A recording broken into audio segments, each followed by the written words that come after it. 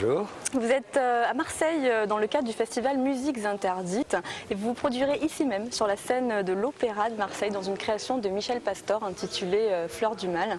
Donc vous allez reprendre sur scène des textes de ce grand auteur, Baudelaire. Qu'est-ce qui vous a motivé dans ce projet ?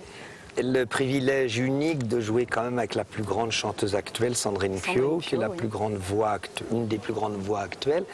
Et le projet de Michel Pastor était étonnant, c'est qu'est-ce que la voix parlée face à un poète aussi, comment dire, aussi puissant dans la forme, et qu'est-ce que la voix chantée? Est-ce que Duparc, Capdevielle, tous ces grands musiciens forés, plus, alors voilà, lui, Sandrine Piau va prendre toute la partie chantée, et moi je vais dire plein de textes de Baudelaire avec la voix parlée. C'est la première fois que vous vous retrouvez dans cette configuration, justement, sur scène avec une grande chanteuse. C'est la première fois que je suis avec une grande chanteuse. Oui. Et alors, comment vous le vivez? Là, vous êtes en train de répéter, justement, comment ça se passe? Comment je le vis? Ben, écoutez, je vis que Baudelaire a des chances d'être là, hein, peut-être. Oui, si tout va certainement. bien. Si tout va bien, Baudelaire sera là.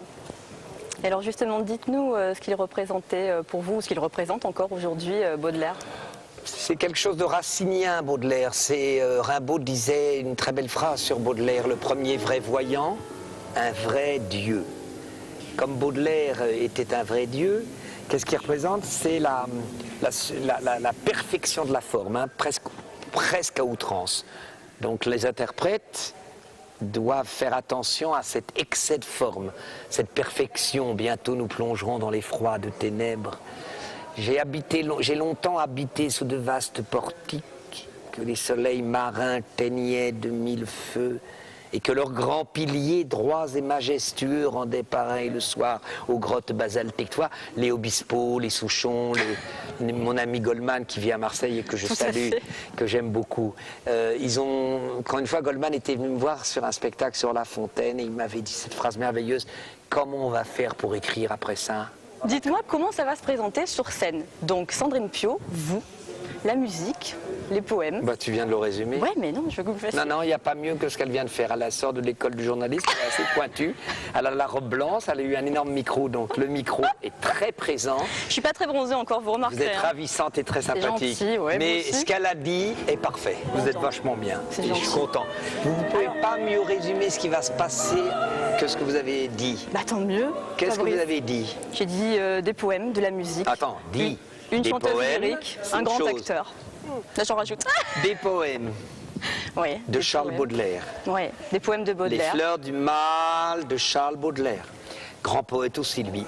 Pas Baudelaire, mais le mec qui chante. Alors, de la musique. De la musique de Fauré, de... Une grande soprano. Mais la musique de qui? Fauré, par contre. Duparc, Capdevielle, pas le Capdevielle moderne, hein. Et Debussy, ça on l'a dit, l'immense pianiste Suzanne.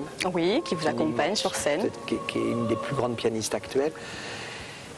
La musique, les textes, l'opéra, qu'est-ce que tu veux de plus? Et il n'y a presque plus de place. À bientôt. Non, juste un truc par contre. Oui, vous êtes obligé de me parler de Marseille, vous connaissez bien cette ville. J'aime énormément cette ville. Alors dites-moi pourquoi vous aimez cette ville et quels lieux vous connaissez et vous appréciez. Ils ne friment pas les Marseillais. Quand tu rentres, quand tu sors du TGV, ils t'aiment ou ils t'aiment pas. Il ne faut pas la ramener trop. Et vous les aimez? Moi je sais que je fais attention. C'est-à-dire, vous êtes vigilant? Je fais attention. Là, c'est une phrase de Stendhal, tu sais, ne jamais blesser l'amour-propre. Le Marseillais, il n'aime pas être réduit. Le Marseillais n'aime pas être caricaturé. Il n'y en a qu'un qui a eu le droit, c'est Pagnol. Et Pagnol, il avait du génie. Est-ce que Pagnol est un poète? Là, je te réponds oui. Ouais, d'accord. Oui, Pagnol, c'est un poète, génial. Enfin, c'est un grand auteur. Et les Marseillais, il faut y aller très, très mollo. Est-ce que vous craignez le public marseillais? Non, j'ai joué ici au moins des mois et des mois le La Fontaine, j'ai joué ici Knog, j'ai joué ici au moins 1 an ou 2 en tout avec toutes les tournées. Toujours bien accueilli? Accueilli comme on peut, avec un peu d'argent au bout. Raconte-moi encore une autre question, dis-moi, je t'en prie. Bah non, je sais pas, vous connaissez quel lieu à Marseille? Vous aimez bien quoi? Vous avez des yeux poétiques, ça c'est clair et net.